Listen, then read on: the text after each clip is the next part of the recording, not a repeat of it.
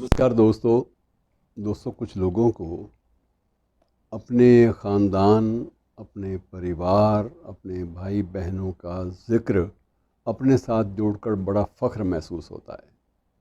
लेकिन कुछ लोग ऐसे भी होते हैं जो इन चीज़ों को बिल्कुल गुप्त रखना चाहते हैं। वो समझते हैं कि हमारी बेहतरी इसी में है और हम बेहतर एक मिसाल कायम कर पाएंगे। जहाँ तक प्रोफेशनलिज़म है इस फील्ड में, तो प्रोफेशनलिज़म में एक अनूठी मिसाल तभी कायम की जा सकती है जब आदमी अपने प्रोफेशन में खरा उतरे। ऐसा न लगे कि वह व्यक्ति किसी न किसी पारिवारिक पृष्ठभूमि के कारण आगे आया।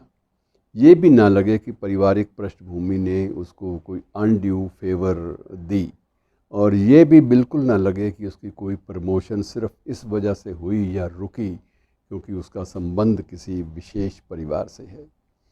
ये जो घटना जिसका ज़िक्र मैं आपसे कर रहा हूँ, है तो बहुत मामूली बात है, लेकिन ज़िक्र इसलिए ज़रूरी है कि वही बात कि हमें सामान्य ज़िंदगी जीने का सलीका आना चाहिए।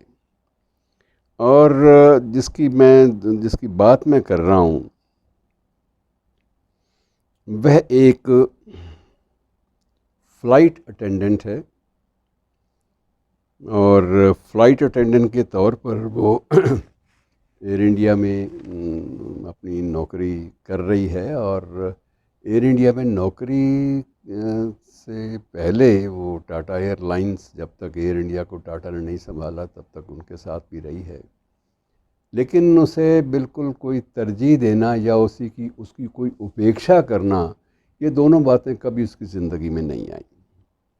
और अब जब उसे क्रू मेंबर से हटाकर डेस्क जॉब दे दी गई, तब लोगों की एकदम से आंखें जो हैं वो खुली कि ऐसा क्यों किया जा रहा है। इज़ इट ए पनिशमेंट, ये एक सज़ा है या एक किसी किस्म की फेवर है, ये है क्या। और जब ज़्यादा डिटेल में लोगों ने खोजबीन शुरू की तो पता चला स्वाति, यही क्रू की अटेंडेंट जो है, ये वस्तुतः राष्ट्रपति की बेटी है। अब राष्ट्रपति की बेटी का जब पता चला तो उस वक्त ये भी ज़रूरी लगा कि राष्ट्रपति के परिवार को तो स्पेशल सिक्योरिटी भी देनी पड़ती है, और यदि इसको क्रू मेंबर के साथ साथ सिक्योरिटी देनी पड़े तो हमें तो बड़ी मुश्किल हो जाएगी। क्योंकि हमें मुश्किल इसलिए हो जाएगी कि इसके लिए सिक्योरिटी स्टाफ के लिए 6-7 सीटें जो हैं वो अलग से रिज़र्व रखनी पड़ेंगी, और इसका जो असर है वो वित्तीय व्यवस्था पर पड़ सकता है एयरलाइंस की। इसलिए फ़ैसला ये किया गया कि बेहतर है कि इसको एक डेस्क जॉब दे दी जाए जिसमें हेडक्वार्टर में ही रहे और वहीं से अपने सारे जो काम हैं वो करती रहे। लेकिन इसमें जो चीज़ महत्वपूर्ण है वो ये कि इसने कभी भी, स्वाति ने अपने पूरी सेवा काल में इस बात का जिक्र तक किसी से साझा नहीं किया कि वो स्वाति कोविंद है।